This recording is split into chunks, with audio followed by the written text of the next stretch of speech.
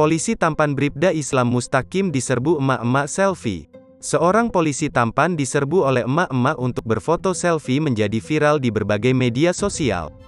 Ya, polisi tampan tersebut bernama Bribda Islam Mustaqim. Video polisi tampan itu diunggah oleh akun Instagram @andreli48, Rabu, tanggal 6 Oktober tahun 2021. Bribda Islam Mustaqim yang bikin kaum hawa terpesona, tulis Andreli48 di narasi videonya.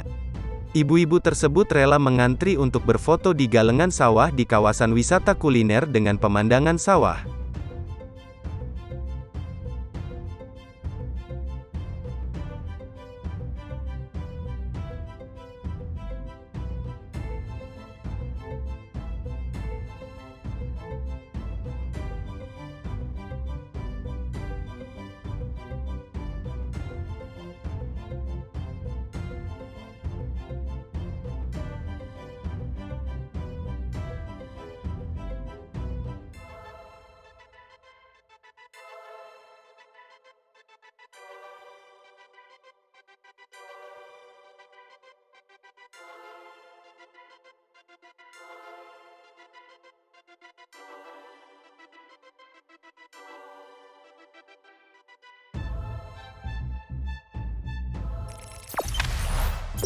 Jangan lupa subscribe, share, komen, dan like ya.